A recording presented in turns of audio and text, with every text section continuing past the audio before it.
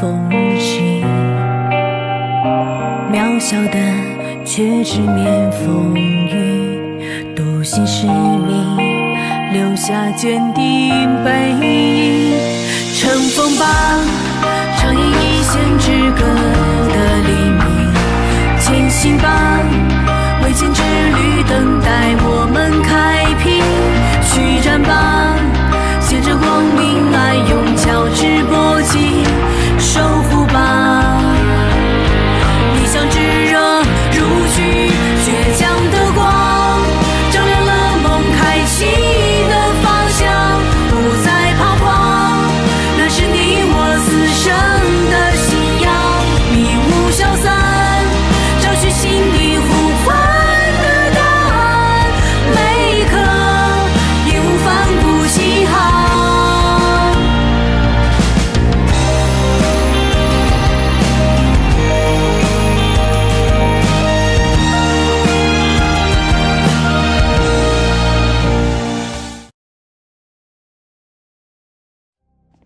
传被告人张强。被告人张强，你好，我是被告人周思月的辩护人，我想问你几个问题，希望你在法庭上如实回答。好的。起诉书中提到的被杀害的警察张婉如，你认识吗？认识。他用的化名，我原来不知道，他叫张婉如。他什么时候加入 A 国团队的？这被告人都已经认罪，为什么辩护律师还要反复扒张婉如的卧底经历啊？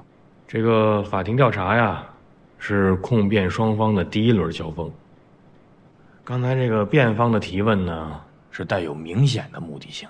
那这扒张婉如的经历和周思月的无罪有关系吗？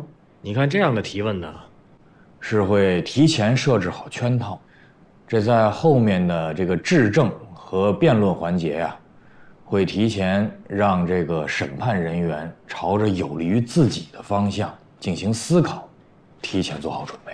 虽然不知道这个何家伟想干什么，但我觉得他还挺厉害的，好像比安妮姐还厉害。他是安妮大学时代的偶像，在他心中是神一样的存在。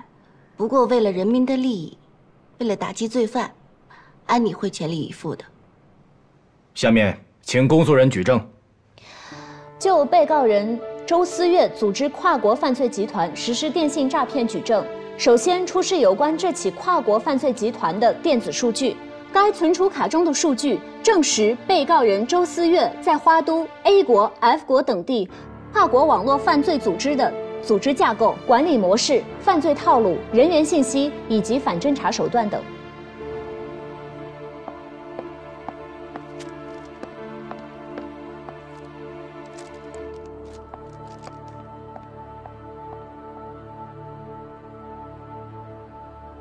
被告人周思月对上述证据有无异议？我并不知道这张存储卡是什么，也不知道里面的内容。被告人周思月辩护人对上述证据发表意见。该存储卡来源情况，请公诉人解释。请公诉人解释。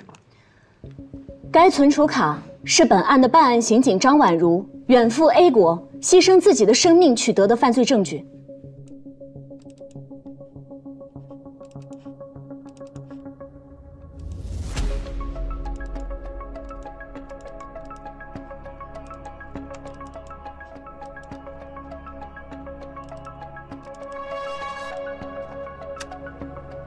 根据两高一部关于办理刑事案件收集、提取和审查判断电子数据的若干问题的规定，第7条，收集、提取电子数据应该2名以上的侦查人员进行，取证方法应当符合相关技术标准。公诉方刚才解释的取证程序以及取证方法违反了我国法律规定，建议法庭作为非法证据予以排除。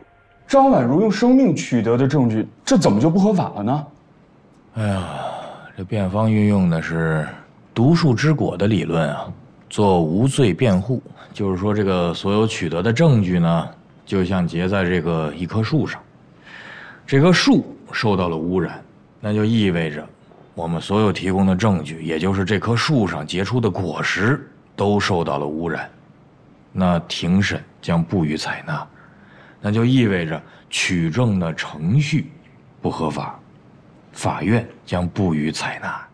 这是海洋法系国家的司法理念啊，不能在我国的刑事审判中直接适用啊。其实你看啊，这个辩方律师啊，这个基于上述的理念，他灵活转化为引用我国的非法证据排除原则，这家伙挺厉害呀，每走一步都紧扣着我国的法律，做得有理有据啊。那这个庭还怎么开下去啊？这就要看公诉人对全案的证据灵活运用的能力了。请公诉人继续举证。下面就被告人周思月组织跨国犯罪集团实施电信诈骗举证，有同案犯李全、钱天星供述，同案犯供述，被害人陈述。如果客户不愿意，就跟他们说这是最新的产品资讯和收藏的出手信息，免费赠送的，收一下就可以了。另外，我们还要赠送一个免费送钱币的活动，只针对您所在的身份，就最后几个名额了。可以啊，行。那如果客户说他有事儿，不愿意听我们讲完怎么办？好，依然满怀真心，没关系的呀。这是我们送出的福利，是为了联系老客户、发展新客户，所以我们才免费赠送的。您要是有事儿，我可以加您微信，把活动的内容发给您。您要是愿意参加，您微信回复我，您的微信号是你的手机号，对吧？你看，就这样，先建立联系，然后再抛出诱饵，引他们上套。当他们有了兴趣之后，你再适当的收取一点运费这样的小钱，他们为了覆盖成本，就不断的往里面投钱。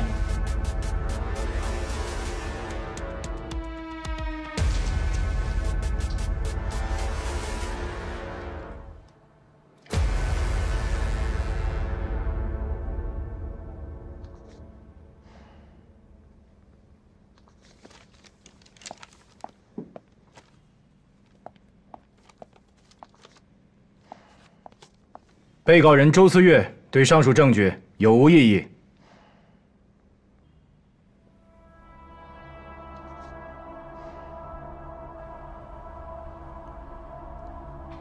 老子说过：“天之道，损有余而补不足；人之道，损不足而奉有余。”人性使然。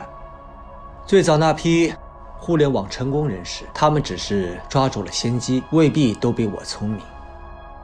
而我，只不过是比他们晚生了几年，错过了那个网络经济野蛮生长的时代。请被告人直接就公诉人出示的上述证据发表意见。公诉人指控我犯罪，但我做的只是果，而滋生这一切的土壤，就是当下无所不在的信息社会。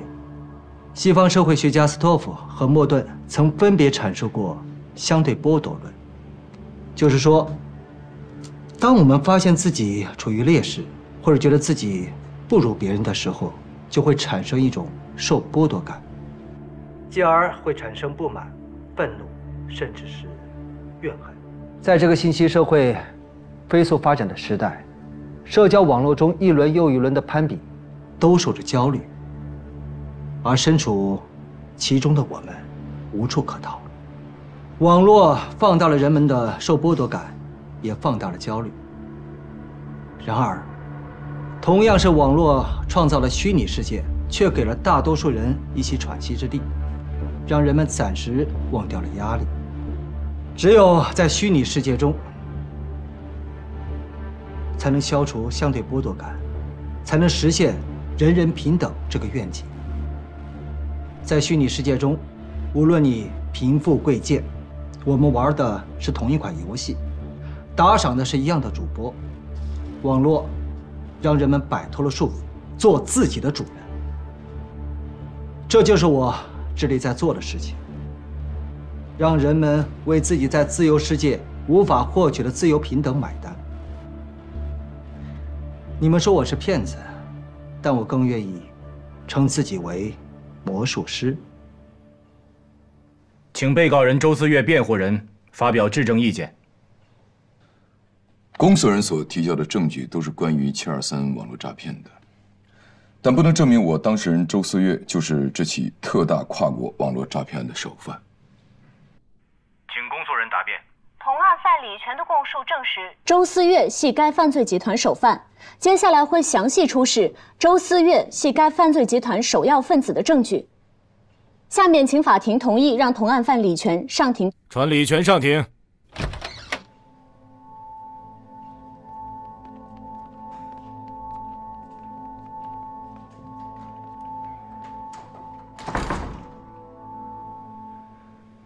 我叫李全，2018年我在 A 国钱天新的诈骗组织里边担任管理人员，我名义上是 A 国的负责人，但事实上我是受到我的上级钱天新的指挥。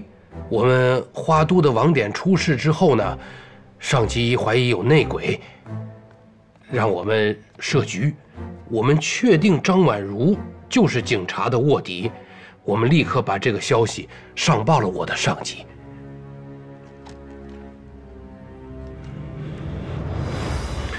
资料我已经收到了。没想到你会亲自跟我联系啊。老周他不用管他，已经是废人了。倒是你，好的，等我查清楚之后，我绝不会手下留情的。不管这个内鬼搜集了多少证据，我估计咱们大家有一个算一个，没人希望看到这些证据在这个内鬼手里面握着，甚至流了出去。我明白。如果出了一点差错，你知道你该怎么做吧？还有，不要跟任何人提起我，你最多只知道老 A。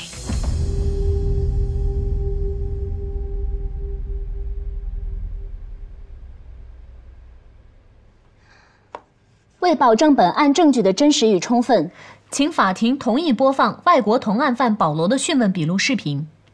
同意。保罗，请问是谁指使你驾车撞死张婉如的？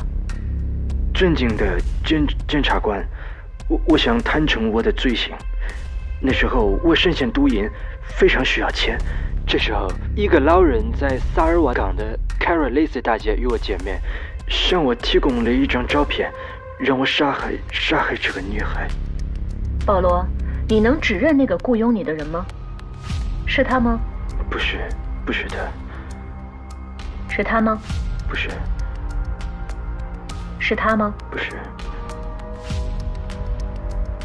这个呢？他是看起来像那个家伙。可你刚才还说是个老人。当时他与我见面的时候，我就怀疑过他。他虽然是一副老人的打扮，但却长着女人一般白皙的手。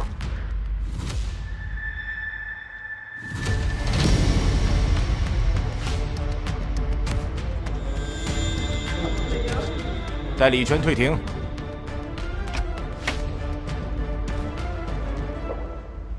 下面请被告人发表意见。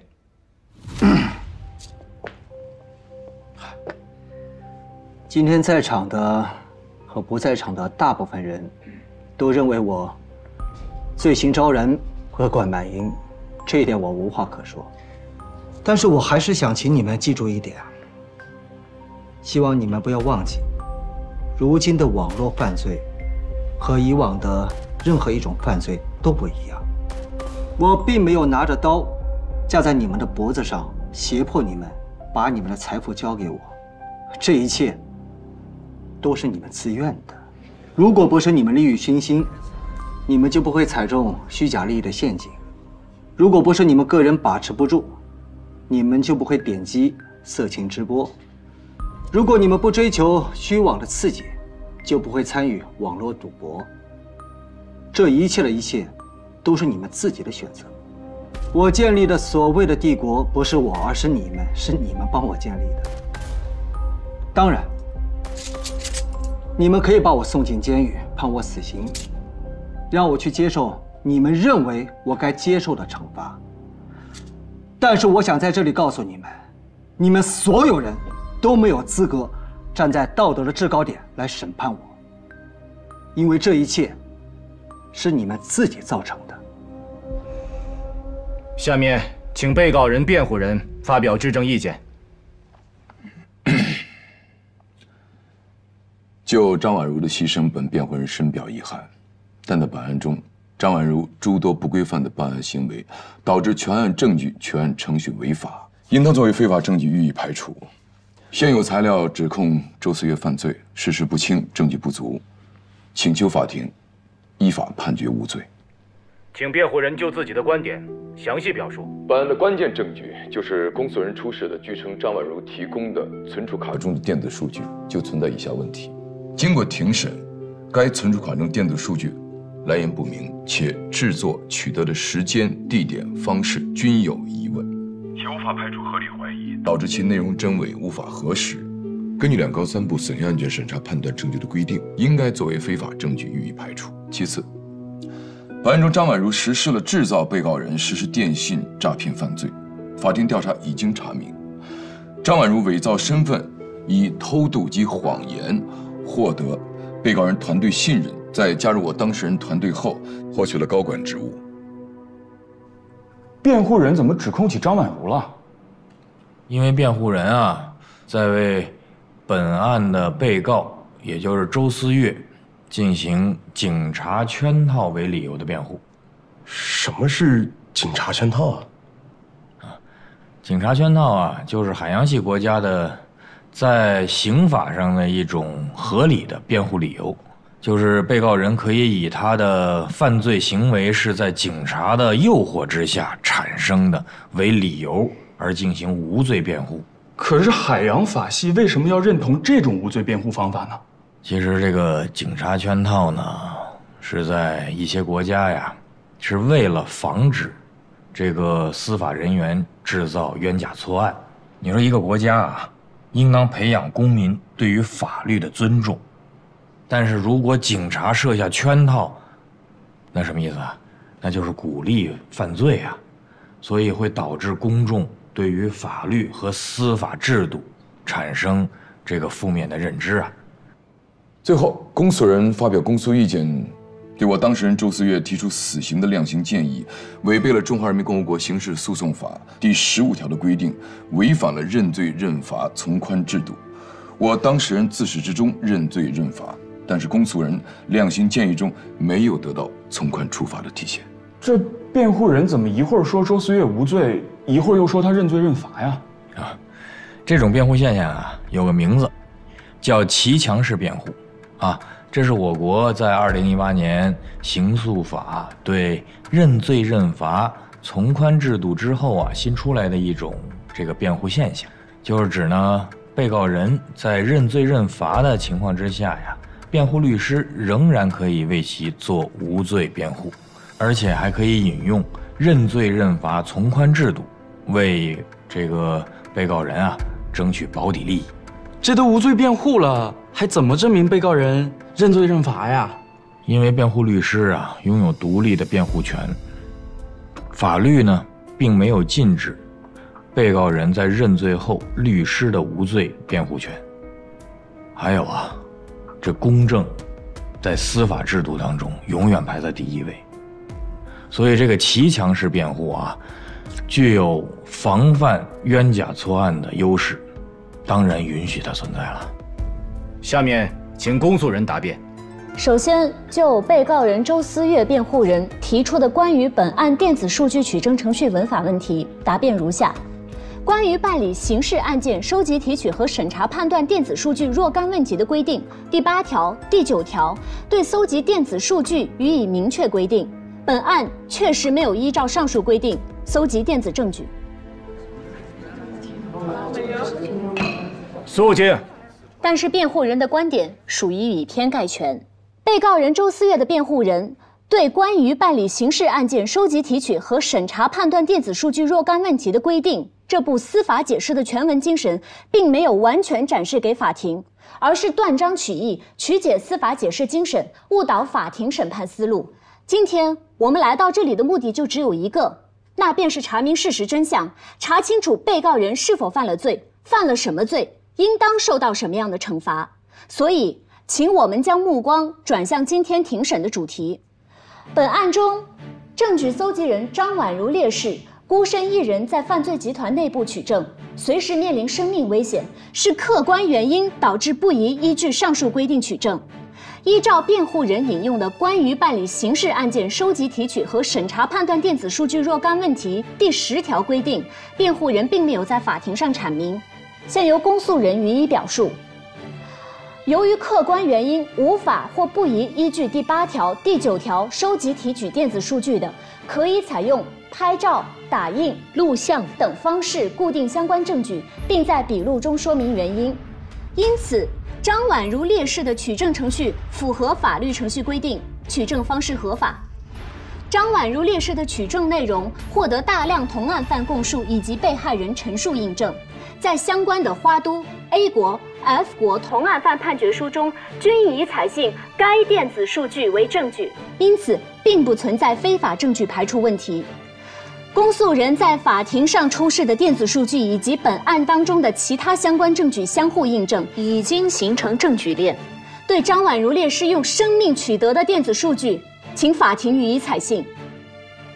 其次，对于辩护人提出的非法证据排除问题，系偷换概念行为，请公诉人具体阐述观点。被告人周思月的辩护人以张婉如烈士曾经身赴海外，在卧底工作中在犯罪集团内部从事过各种工作为由，提出张婉如烈士系钓鱼执法的观点，继而推导出侦查程序不合法，在此基础上推导出本案系侦查机关钓鱼执法的结论，进而建议法庭以排除非法证据原则为由，建议判处被告人无罪的观点，系偷换概念行为。肃静。纵观本案全部证据材料，张婉如烈士在该犯罪集团内部从没有诱惑过该犯罪集团从不犯罪走向犯罪。在张婉如烈士卧底之前，该犯罪集团的犯罪意图和犯罪行为已经非常明显，因此张婉如烈士不能被曲解为钓鱼执法，而其用生命为代价取得的电子证据更不能作为非法证据予以排除。辩护人更不能以张婉如烈士上述行为为理由，为被告人周思月开脱罪责。最后，对于被告人的量刑建议，认罪认罚，既要认罪，更要认罚。但是被告方不接受量刑建议，只能属于认罪而不认罚。其次，认罪从宽，只能适度从宽，不能一味的从宽。结合本案，被告人周思月系故意杀人主犯，网络犯罪集团首要分子，犯罪数额极为巨大，后果极为严重，并不能对其以绝对从宽而排除死刑适用。法庭辩论结束，下面请被告人做最后的陈述。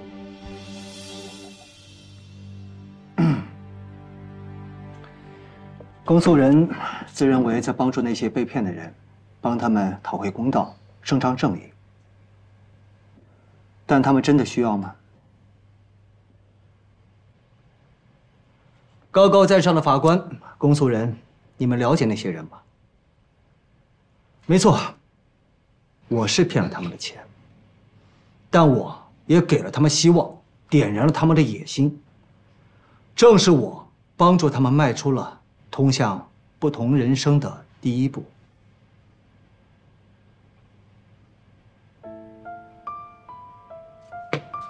我相信，公诉人对我的说法绝对不会赞同。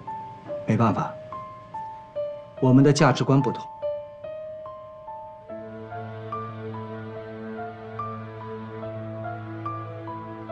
我相信大家一定会觉得奇怪，我明明都同意认罪了，为什么要出尔反尔，反而高薪聘请海外最优秀的中国律师回来帮我辩护？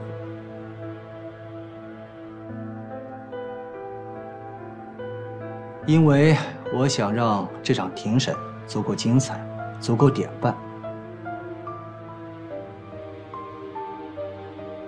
安妮，无论你如何憎恨我，你注定无法忘记我，也无法摆脱我。就算我死了，可我的名字会和你的名字永远的联系在一起。白纸黑字，删不掉，抹不除，永世不移。就像我对你的感情。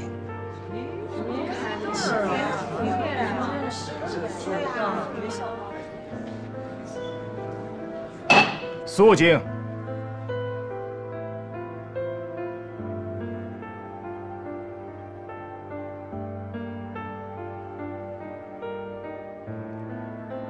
最后陈述结束，现在休庭合议。本案今天暂不宣判，以后择日宣判。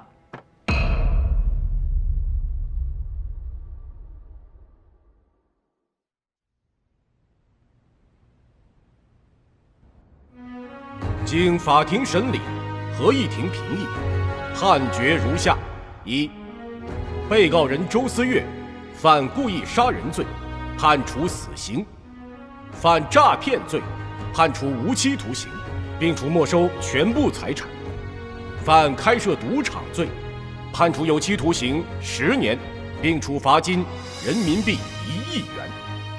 数罪并罚，决定执行死刑，并处没收全部财产。二、被告人赵继凯犯侵犯公民个人信息罪，判处有期徒刑6年，并处罚金人民币500万元；犯诈骗罪，判处有期徒刑10年，并处罚金人民币800万元。数罪并罚，决定执行有期徒刑15年，并处罚金人民币1000万元。三、被告人李全犯故意杀人罪，判处有期徒刑6年，与前罪诈骗罪合并执行有期徒刑15年，并处罚金人民币600万元。四、被告人张强犯故意杀人罪，判处有期徒刑3年，与前罪诈骗罪合并执行有期徒刑12年，并处罚金人民币300万元。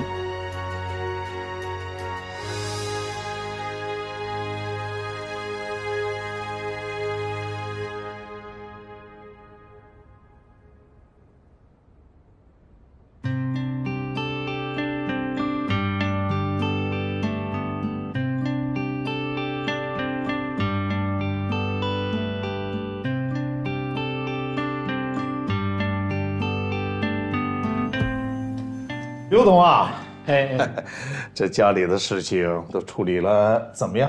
董事长，惭愧呀，我老婆知道后啊，把我狠狠地修理过了。要不是你替我说好话、打包票，我这坎儿可真就过不去了。之前的事儿啊，真的对不起呀。哎，以前的事情啊，都过去了。我尹慧泉也不想回忆那些不愉快的往事。回归慧泉就好啊。尹董事长，今天把我们大家伙召集过来，有什么事吗？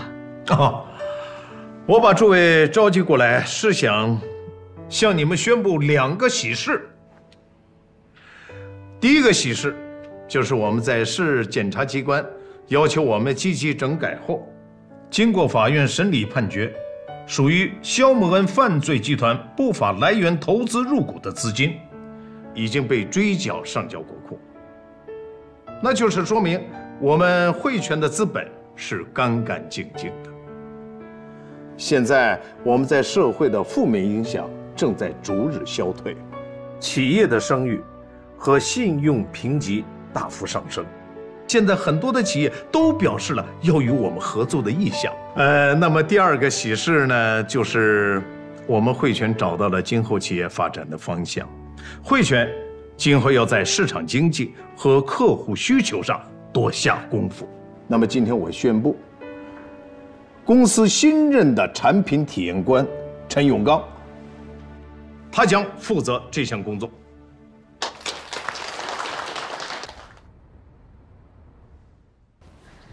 哎呀，终于来了！哎呦，这什么地儿啊？怎么把我叫到这地方来见面啊？这儿是我上班的地方啊！我现在是这家公司的新任法务代表。不是，真的假的呀？当然是真的了。哎，你这么大事儿，你不跟我说一声啊？我也是刚来没多久嘛。参观参观，你看这环境是不是还不错？哎，真挺好。哎，离你家也挺近的啊。对呀。真挺好的。想好要重回职场了？说来话长了，你先坐，我给你倒水。行。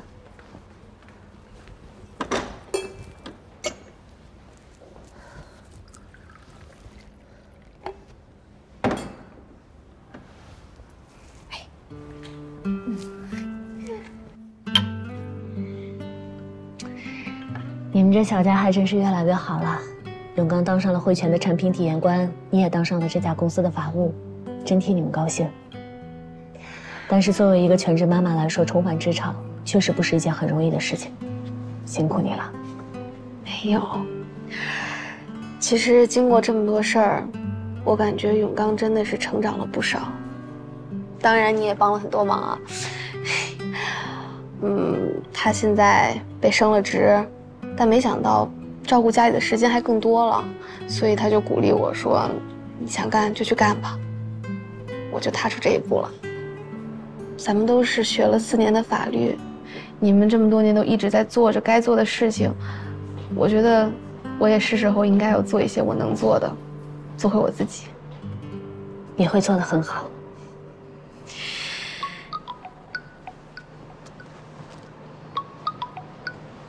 喂，哪位？啊，我是江城医院，你是李一堂的朋友吗？啊，怎么了？查房的时候发现李一堂不见了。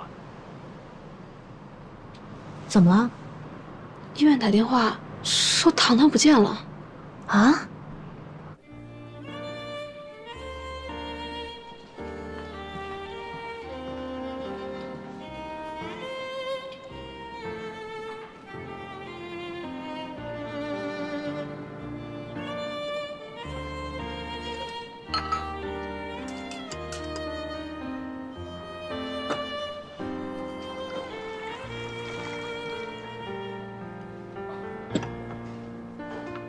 谢谢。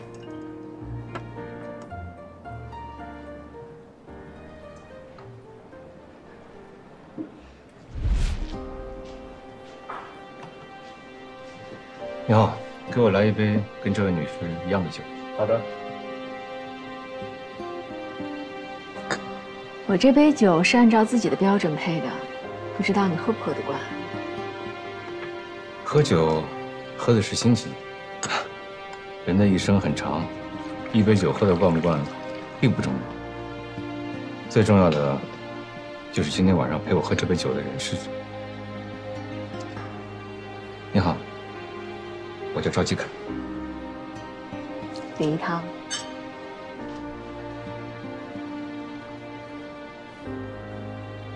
坐。我永远不会忘记他，但是我再也不会犯同样的错误。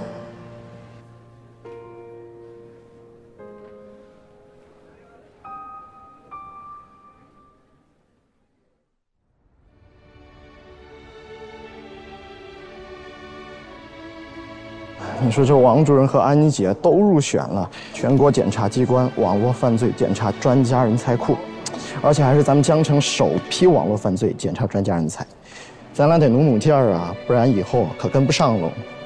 行了，佳佳，咱俩好歹也是在全国检察机关电子取证大练兵比武活动中荣获取证能手的称号，咱俩配他俩那是相得益彰，完美结合。你倒是一点不谦虚啊！看看怎么样？哎，你这徽章不错呀，你给我戴两下戴。不行，这是我上次参加活动时佩戴的，跟你们那可不一样。有啥不一样的？我不也参加那活动了吗？咱俩都一样的，而且咱俩这交情，你跟我计较个徽章干嘛？是少废话，不行，这，哎，你赶紧给我！哎，你自己说，我是不是手把手教你写审查报告了？你王哥他有那时间吗？他没有。我还用你教吗？你那充其量就是探讨，我没师傅吗？谁在背后说我呢？啊，你俩干嘛呢？切磋一下。切磋。大家都安静一下啊！我有一个好消息要宣布。现在啊，我正式宣布，最高人民检察院为我们江城人民检察院荣记集体1等功。这个不能骄傲啊！这是荣誉，更是组织上对我们的鞭策，咱们还得再接再厉啊！另外呢，还有一个好消息。哟，郭姐，这今儿双喜临门啊！哎，贺宇说的没错，双喜临门。就在今天呢，最高人民检察院对全国30个办案团队、49名办案检察官通报表扬。江城市723专案组被评为全国优秀办案团队。安妮检察官被评选为年度优秀办案检察官。来，安妮，你出来说说获奖感言啊！报告郭姐，安妮姐不在，她去哪儿了？这不今天是张婉如烈士的忌日吗？安妮姐按照惯例扫墓去了。哦，好像她跟我说过这事儿，我一忙给忘了。那这样，咱们先拍照，啊！好，大家先拍照。领导往左边来一点，这几位同志啊，往你的右边来一点。好 ，OK， 我数1、2、3。1、2、3。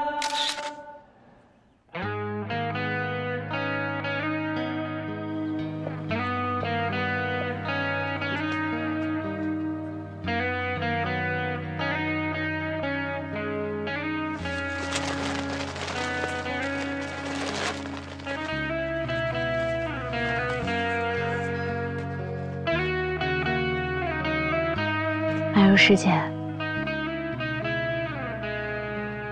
你在那边还好吗？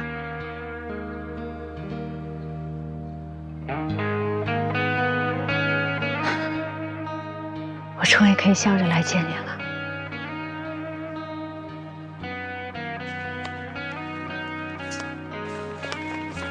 这个是江城日报，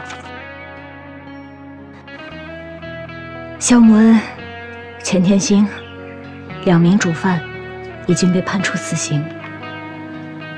正义虽然会迟到，但是永远不会缺席。你终于可以瞑目了，师姐。老爷子那边的墓我都已经替你扫过了。今天还真是让我意外，没想到小北这臭小子到现在也会经常来看你们。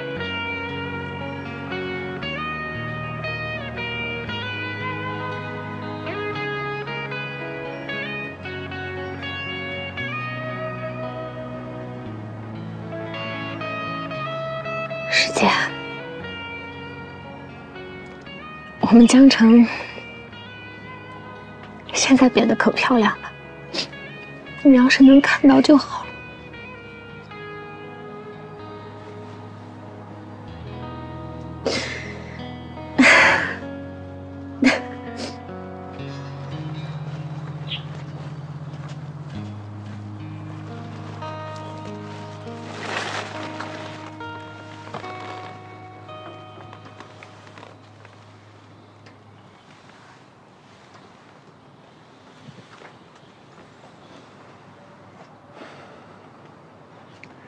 我一猜你今天就会来这儿，恭喜你啊，全国优秀办案检察官。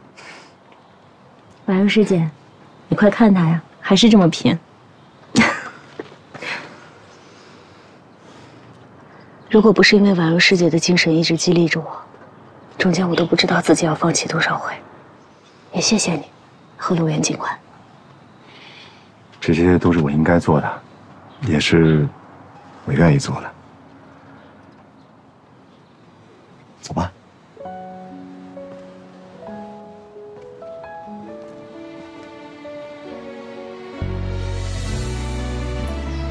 723这个案子之后，你知道江城的市民都怎么称呼你吗？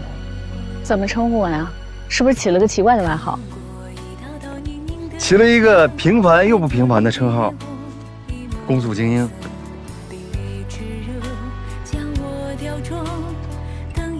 我一个人可承担不起这么重的称号。我跟你说个数据吧，去年全国检察机关共审查了各类型案件300多万件，批准逮捕了各类型的犯罪嫌疑人80多万人，其中起诉了利用网络进行赌博、诈骗以及传播淫秽物品等案件的犯罪嫌疑人28.2万人。全国一共有20多万检察人员，6万多名检察官，其中有2万多名跟我一样的女性检察官，他们每一个人都能够承担得起“公诉精英”这4个字。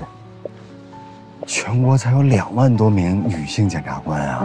那我就跟2万多分之一一起合作了，我得多幸运啊！就开始评了。哎，我听说他们要调你去省检察院。今天早上郭检还在询问我的意见呢。恭喜你。我拒绝了。你拒绝了？多好的机会啊！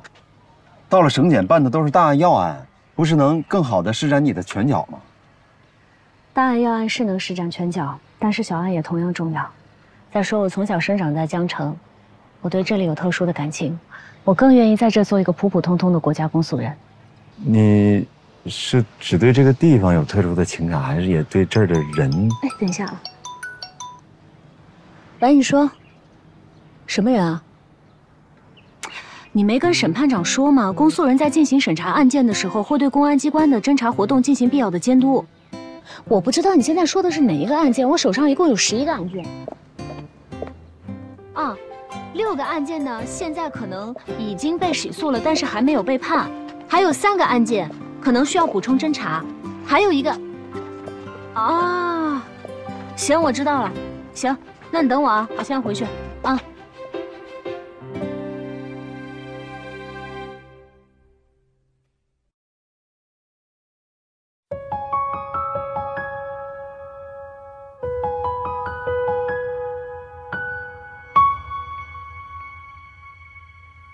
微弱的烛火，闪烁的泪光，孤独的时候，悲伤不用紧张。如果失去方向，最怕去幻想，再远也不过是远方。汗水很失落，落下都冷了，这是一段被人遗忘的时光。曾经握的双手，就算换了形状，只要剩下一个跳动热血的心脏。暴风雨很漂亮，可以自由的疯狂，也许这更像是命运乐章。总有天会晴朗，会风轻云长，成为回忆之后去欣赏。汗水很失落，落下都冷了，这是一段被人遗忘的时光。曾经握的双手，就算换了形状，只要剩下一个跳动热血的心脏。暴风雨